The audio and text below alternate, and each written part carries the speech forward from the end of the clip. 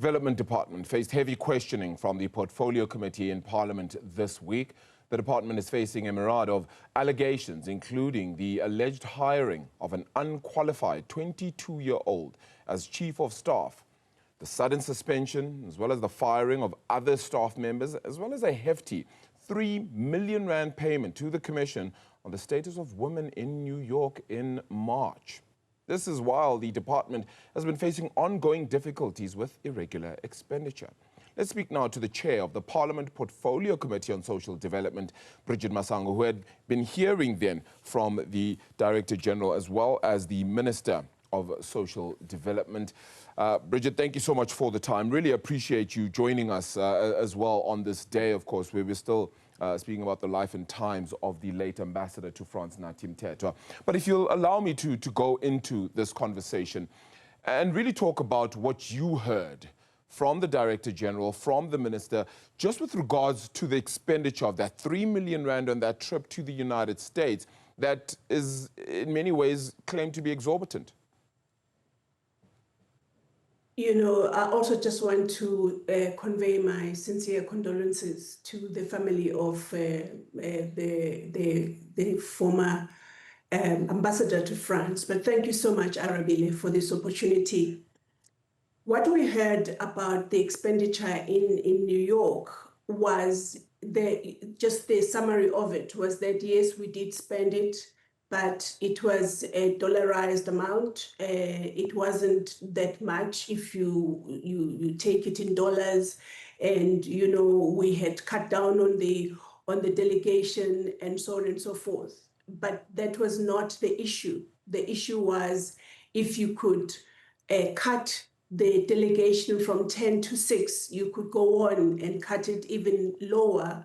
And also, what I had an issue with was that in the presentation about the New York expenditure or in New York expending was that the DG said that they have been attending this for many years. And I said, then if you have been doing that, why did you book late? Because then you know that these things get expensive.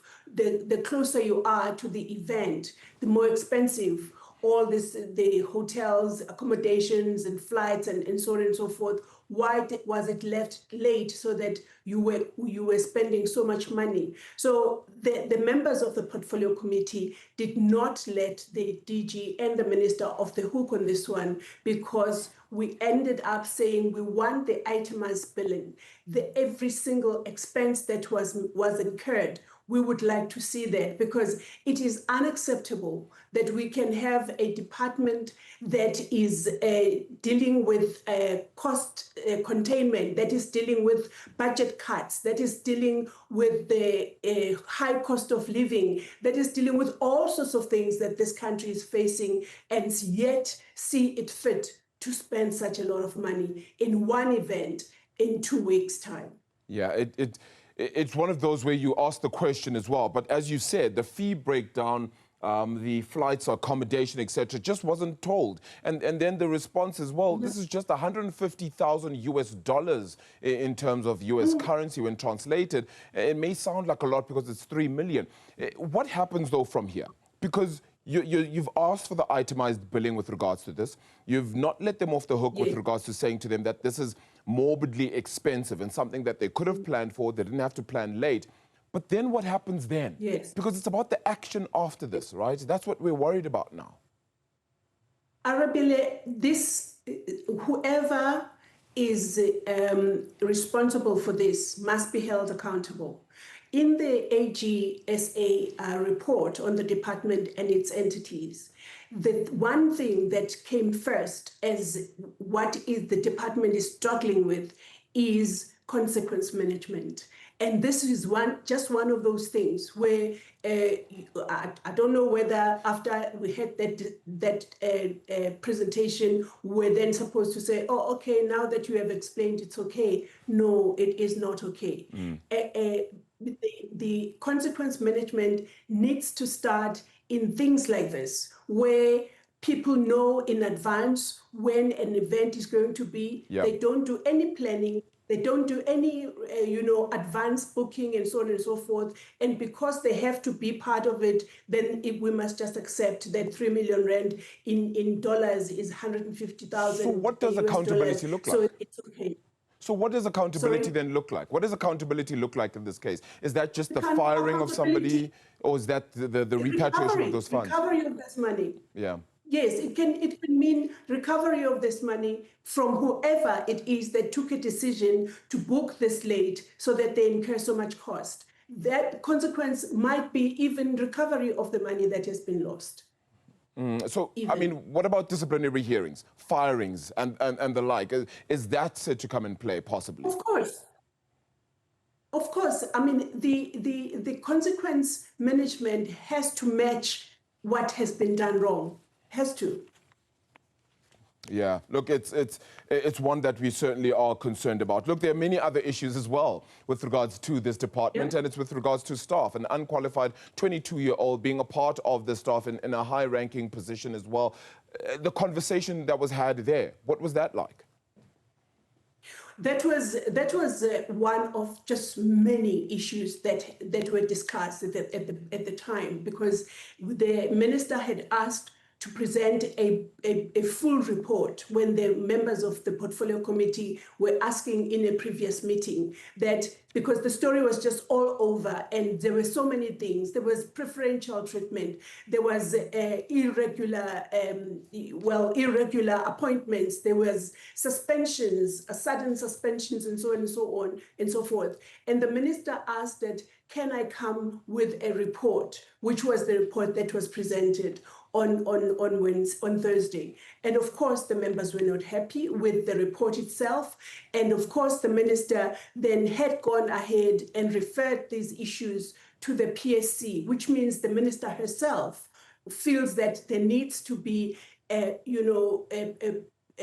investigations that must take place around these issues. So she had taken all the ministerial appointments and suspensions, subsequent suspensions to the Public Service Commission, and all the departments' appointments, as it were, for a forensic investigation. So that is what we are waiting. We were given a very clear undertaking that the minister will come back to us with progress reports as these investigations are taking place. Because again, Arabile, we are not going to leave this as it is. It is just something that you can't believe. Even this morning, we are still getting, versions of whistleblowing, if you like, about what is going on in the department. There is no way that a department that is so critical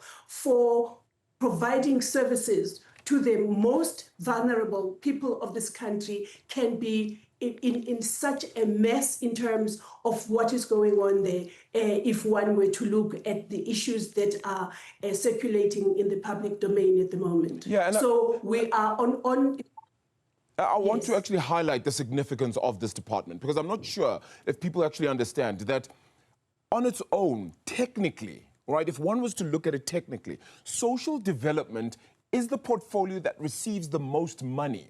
Now, yes, health as a department receives the most money if you look at it in that way. Education becomes next. But let's remember that both of those then give money to social development, which is aimed at helping the rest of the country. So your SASA goes through there. Any help we give to communities for educational purposes, whether it be scholar transport and the like, all of that goes through social development.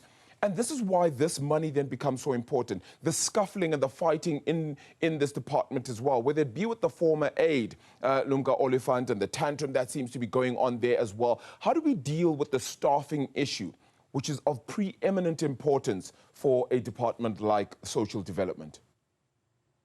This is exactly what the portfolio committee is so concerned about, Arabile, that a department that should be working and doing nothing else seems to be involved in all sorts of squabbles that are going on there. And the work of the department is actually, suffering in the meantime, because when the minister started, she assured the portfolio committee that her first order of business is filling the key posts in the department and its entities. And that actually happened. The DG was appointed, the CEO of SASSA was appointed, the CFO of the department was later appointed, and so on and so forth. But then it seems like all these appointments now are appointments that are full of all these allegations that are made against the department.